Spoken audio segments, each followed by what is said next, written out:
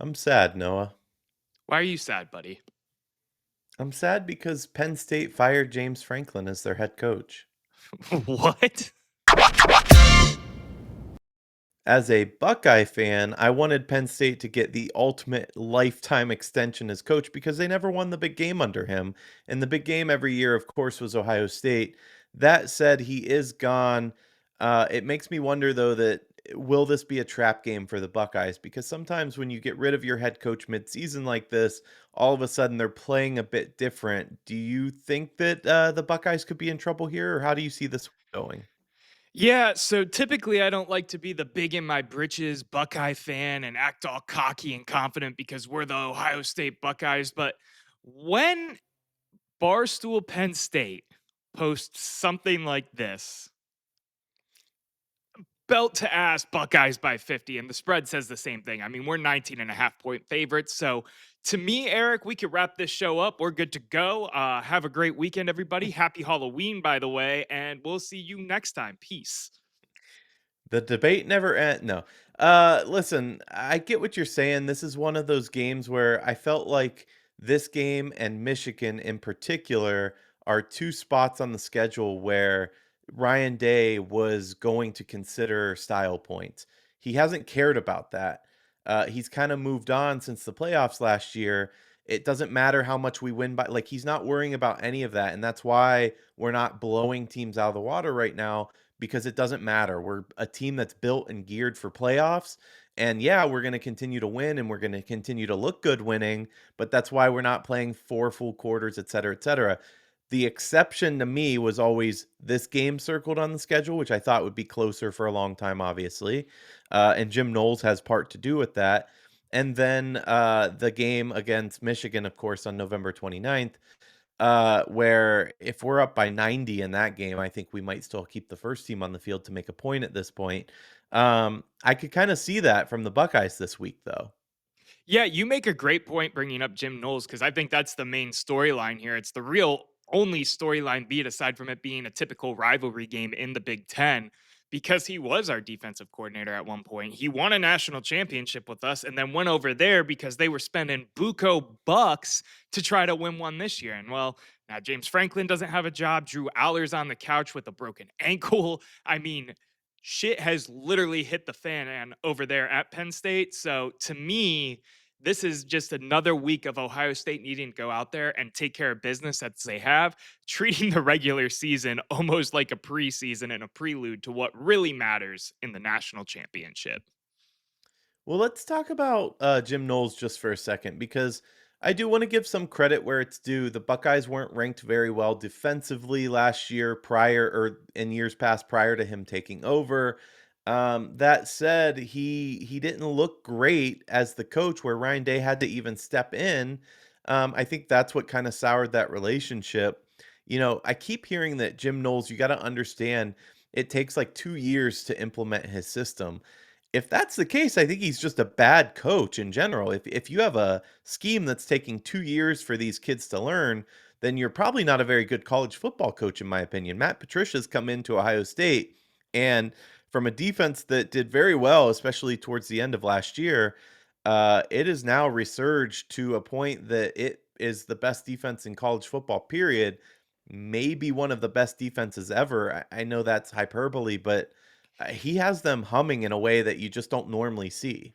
I was going to say, is it hyperbole at this point? Because they have been lights out, man. I mean, we talked prior to the season, and I was a little hesitant to give Ohio State their flowers with new recruits, new quarterbacks, new defensive players. I mean, obviously, Caleb Downs is still there. He's going to be a top 10 pick this year. But I mean, this team, to me, out of everything I've seen, and I've watched a little Indiana now, especially because we probably are going to see them in the Big Ten championship. And I've watched a couple of these other top teams. I mean, we are the best team in college football. And I'm not saying that as a cocky Buckeye fan because I hate that mindset. But truthfully, with my own eye test, this is the best team in college football. Yeah, yeah, they are definitely. I mean, there's only one weakness that I can think of with this team, and it's small, and that's the rush offense side of the ball. And that's just because we went from two guys in Travion Henderson and Quinshad Judkins that were a 1-2 punch that maybe we've never really seen in scarlet and gray before. Obviously, we've always had backs.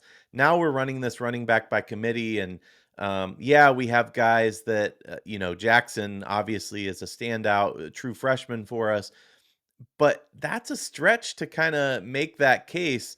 The O-line has looked really good. Julian Sand has looked absolutely incredible. Like, I don't know why he's not further up in the Heisman discussion. I actually think it's a travesty. If he were at an SEC school, he might be further up. But he has one of the highest, well, he has the highest completion rate, I believe, in college football right now. Yeah. Yeah, he has a bunch of weapons that he's throwing to, but the kid doesn't really make mistakes. We saw a couple interceptions, which every quarterback's going to have interceptions, but you got to understand that he's placing balls into windows, and like on the run, there's a good example. He's placing balls into windows that come with time and with experience. And oh, by the way, he's a redshirt freshman. Oh, by the way, I'm confident in this team. I'm really hoping we can win another natty. Oh, by the way, him and Jeremiah Smith are back next year. Like, this is a scary team. Yeah, it is a really scary team. I mean, you are talking the most talent, I think, in the nation right now. You're talking, in my opinion, I think he's the best quarterback in Julian Sand in the nation right now. And that's going up against guys like Fernando Mendoza, like Dante Moore, all of these guys that are getting high draft praise right now. I mean, if Julian Sand was going in the draft right now, that would be who I'd put my money on. You have seen him stagger and just get better and better week in and week out for this Ohio State Buckeyes team that really, to me, and I don't like discrediting it because we do like to hop on here uh, and talk Buckeyes, once in a while. We were doing weekly, and then we were like, well, we're just going to keep repeating ourselves. And I feel like we kind of are to an extent now because Penn State has slid off the cracker a whole bunch, but it is still a rivalry game. This team is built for January. Like how they say built for October in baseball. This team is built for January, and I'm watching the clock. Of course, I'm excited for Michigan so we can get that monkey off of our back. But I'm watching the clock, man, and I'm not tapping the watch Please. like Shador because this is also a Browns channel for the national championship for the college football playoff and seeing what the Buckeyes can do and trying to chase the elusive repeat. Yeah, or elusive. This Buckeye team though is one that it reminds me of the Cavs in that I'm not talking about talent, failure, whatever. It reminds me of it just basketball in general in that nothing really matters until playoff time. It feels like the regular season's becoming a little bit of a waste. And I say that knowing that college football's changed for the better. We've talked about it on this channel how it's unlikely that you're going to have repeat national champions anymore. It's unlikely that there's just so much more parity, especially with the money getting involved. And this is a team being run like 30 plus $1 million, by the way. It's being run more like an NFL franchise, which goes to show you that what they're doing at Ohio State and in Columbus, they're miles ahead of the Browns. I know it's different, but it's kind of, you have free agency now, you have contracts, so to speak. Obviously, the cap is the lack of cap and whatnot makes a difference. But my point is, they've assembled an incredible team, and it comes down to and back to head coach Ryan Day. People were rightfully so ready to move on from Day, You were but on that it's train all too at one point, and nah, you nah, nah, nah, made nah. that. No, You can you go were on back. the show on that point too. I was definitely upset after that last Michigan loss. And yeah, I probably said, we should consider an alternative. But I've been a defender from day one, pun intended, of Ryan Day because I'm a big believer in who are you going to get that's better. James Franklin's a big head coach right now, not better. Brian Kelly's available right now, not better. In fact, I think there's two guys in all of college football that I'd want to see at the helm and not ahead of Ryan Day. I think Ryan Day is the best coach in college football right now.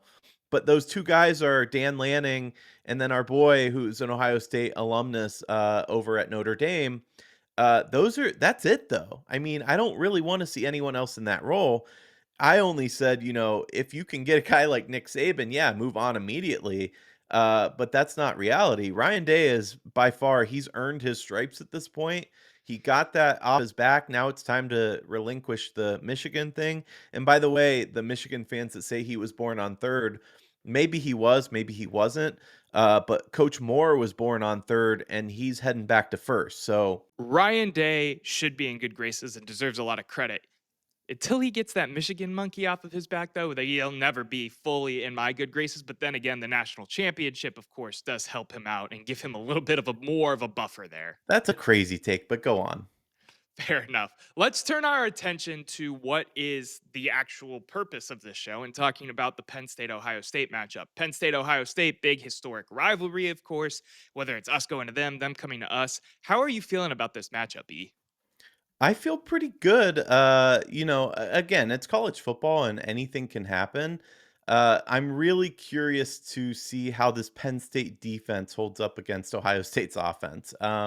Again, I think both sides have a point that they want to make and proverbial flag to stake into the ground here. Penn State's defense has been a mixed bag. They typically have a strong secondary and they don't give up a lot of passing yards, but their run defense is weak. That doesn't really pair well with our team. So it'll be interesting to see the game planning on both sides here. By the way, Ohio State, of course, has given up fewest points nationally per game. Penn State, I think, ranks somewhere right around 10th or 12th, rather, in points given up per game. But their offense obviously is a lot worse. So I don't see this becoming a shootout by any stretch, but I don't know. I'm most interested in that OSU offense versus Penn State defense, especially with the Knowles storyline. Yeah. But I feel good. I don't feel like this is a game in which I'm going to be on the edge of my seat much. Do you think that we are going to see Ryan Day pull out some stops to go up against one of his former coaches and, be a little more? I know he doesn't call the plays, but he's obviously an offensive minded coach. Do you think he's going to pull out some more trickery, some more, we're going to put our pedal to the metal and show him what we got just because of that storyline? I think if you do see it, you're gonna see that in the first half. I think it's gonna be hey, it's first down from the 20. We just got the ball on the first drive. Here's a touchdown pass deep. Like, let me show you what we can do, kind of thing.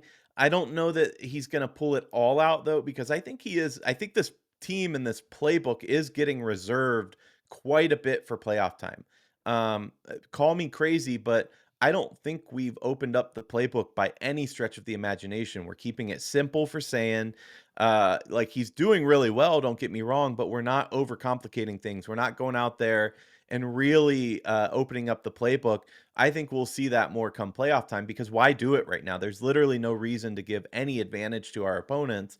So will you see a little bit more of that?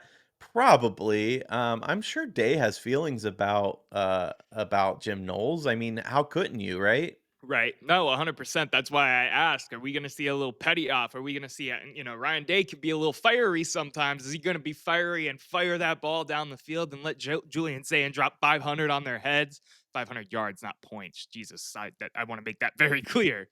I hope Um, he calls out Jim Knowles after the game, like, he called out Lou Holtz a couple times, like, that would be great for me. I don't know if we'll see that, but you're absolutely right. Day does have that fiery side, and that's partly what I love about him as a coach. Like, we talk about what it is in a head coach that is key, and there's a lot when it comes to college, a lot more than NFL because there's the recruiting angle, etcetera. But a big chunk of it for me is always, is he a leader of men? We really see that with Ryan Day, in my opinion, from his locker room speeches to how he prepares his men every single day, not just for the battle of football, but for life. You could tell there's a lot of care given to in this organization for the future of these men. And that's why if you come to Ohio State, you're likely going to be a first round draft pick if you're a receiver, etc. So, pound for pound, I think, yeah, he's one of the best coaches, but that fire is what I love, and I think we'll see a little bit of it. yeah, I want to see him. I know we're in the mindset of let's be a little reserved. Let's look towards the playoffs. Let's do this. Let's do that. I want to see a little bit of it. Like that's what this game should feel like a little bit to me. I want to see a little trickery, a little extra, a little more than just the vanilla Ohio State Buckeyes offense we've seen thus far, especially because of that storyline. Not because I think we'll need to, but just to kind of stick it to Jim Knowles just a little bit. Just put it right in his face. Which, by the way, though, I don't think we're only going to see it from Ryan Day. I think we're going to see it from Matt Patricia, too. I think this Yeah. defense is going to be trying to pitch a shutout. I don't want to say at all costs because that's not true, but they're going to be trying to pitch a shutout here because I think Patricia I I don't think there's any weight on his shoulders at all, and I don't think he has anything to prove, but he came into this position, he's getting his due credit, for making this team even better than it was, this defense side of the ball. I think he wants to show off a little and be like, "Hey, this is my defense now. We're quite a bit better than we were." Yeah, I'm with you 100%. Yeah, and that defense was damn good last year. I'm not going to lie. Erik, score prediction. You want to do that? I've refrained myself from score predictions lately, but do you want to give a score prediction? I know the Buckeyes are more your thing than my thing. Yeah, I will say I wanna hear yours first, actually. Very simple. Look at me. Let's make some eye contact right now. Me, Come you, closer. the people. Yeah, yeah, yeah. Bucks by 50. Period. Yeah, I want to say something like that. I think my realistic prediction is probably somewhere around 34-13, 34-14, something like that. But man, expecting us to give up 2 touchdowns doesn't that seems crazy actually. Um, I don't know. I don't know. I really don't, but I expect a win and I don't Come here, come here. You can come say in it with close. me now. Okay. Bucks by Why 50. 50? Yeah, yeah, Bucks by 50. No, it's 50. Oh, 50. Got it. Fitty. Yes, Yeah, Bucks yeah, by 50. 50, like 50 cent. I get it. Um, yeah, I'll be a believer. Listen, I'm all the way in. I don't think it's going to be close by any stretch, and I don't think we need to worry. But that said, that's not the mindset we should go in with, certainly. So, because anything can happen in the world of college football. Well, you never know. When you're a powerhouse, you're a powerhouse. And that's unfortunately what takes me out of college football sometimes, is because at least when I watch the Browns or I watch NFL, there can be an upset. I feel like we rarely see upsets in college football, but that's a whole What? nother, not Maybe comparatively not with speaking. Ohio State, but there's Right, right, upset right. galores across the Top, NCAA. I'm talking more so like the parity that's in the NFL. And I don't want to get into this can of worms with you right now because we'll go for another 25 minutes on a show that's supposed to be about Penn State and Ohio State. You know what I mean? Yeah, I get what you're saying. It's less any given Sunday. Correct. Correct. That's But what I mean by that. there are still a lot of upsets, but I get where you're coming from. 100%. Erik, you got any other final thoughts on this Buckeyes game? I think we're both confident in the Buckeyes. I think we're both confident in the Buckeyes moving forward towards the playoffs for right now. But you got anything else for me, man? Yeah, I'm gonna predict a TKO by Brutus over the Nittany Lion. Him and the Bobcat got along, and now they're training together every day. So maybe we'll see some fun from the mascots. But no, I don't have anything else. I think it's gonna be fun. It's a big noon kickoff, and I would have been upset about that normally, but Penn State's not very good, so I don't even care about that. You and I were gonna go down for the game, but Penn State's not that good, so we're not even going down. So So what's it's the just point, gonna right? I'm gonna watch it all, don't get me wrong, but I'm looking forward to having them back after being off a week too. That's Yeah, the me other thing, too. by the way. They've been off. They've had a bye. So Ohio State had 2 weeks to prepare for this game. And maybe Yeah. it is Ohio State by like 70. Fitty. Um, one last thing I'm thinking of, two last things. You mentioned Brutus. He tweeted something out today that he's going to be doing some sort of Spider-Man entrance to the game for Halloween. So keep your eyes out on social Okay. media for that. And they're also trying to do a blackout, hence why I'm wearing my black hoodie today. Do you think the crowd, we're not going to go through the whole thing like we tried to with the stripe. Do you think the crowd's going to upheld the blackout, or do you think it's going to be a mess yet again? This is easier just doing black. Yeah. Blackout during the day is a little weird, by the way, but no, I think 40% of this crowd are pensioners. If you've ever been to an Ohio State game, don't get me wrong, it's an atmosphere like you don't get in sports, period. Like, I've never really been to maybe that Thursday night football game against the Jets where we got our first win. I was in the Yeah. dog pound for that. That's the loudest I've ever heard the Brown Stadium in my life. But Buckeye games are just different, man. That said, there is an older contingent that probably doesn't even know it's a blackout. So I'll say 70% of the stadium. 70%. I'll probably be with you. I was gonna be a little more pessimistic and say like 60 just because of the pensioners and what you're saying basically to a T. But I mean, this is a Costco hoodie, man. It's not that hard to find some black Buckeyes gear. I'll leave it at that. That's true. One of my favorite jerseys to wear to games is my black Justin Fields jersey. For those blackouts, those unis were sick. Are the Buckeyes wearing black? No, that's part of the reason I think it's gonna blunder a little bit too. Because if the Buckeyes were, then everybody would be into it. But it's let's wear black to wear black at noon. You know what I mean? That's weird. Yeah, we haven't really done like the specialty jersey in a while. No, they had the gray all grays last year, which was a specialty, but they haven't had one this year at all. Interesting. Noah, we are going to be live in a couple weeks. Back when Browns, they're obviously on a bye this week, but when they're back, we'll be at High and Dry, which is a great bar. Come hang out with us. We'll be there probably around 11, going live around noon, watching the entire game there. Come bowl. They have the mini duck pin bowling. I'm terrible at mini bowling. I'm okay at real bowling, but terrible at mini for some reason. The It pin doesn't. is in fact my shit, so I'm Okay, very so excited for it. Noah will probably beat you. You'll probably beat me, but come hang out with us. And then the week after that, we'll be at the Muni lot. Just come find us. We'll let you know where we're at, but we'll be in the front lot of Muni lot, and we'll have the at the office flag flying high. This is assuming for Muni that weather cooperates, of course. Obviously, we're getting into that time of year with rain and whatnot, but we'll keep you updated.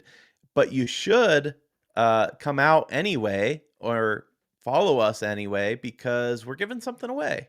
We are giving away a Browns or Cavs jersey. Maybe with this show, we should have included Buckeyes as well. That's our bad. But Browns or Cavs jersey of your choice. All you got to do is subscribe and leave a comment here to the At the Office YouTube page. Winner will be chosen November 17th.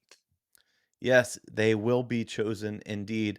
On that, Noah, the debate never ends, but the show does for now. We'll see you next time.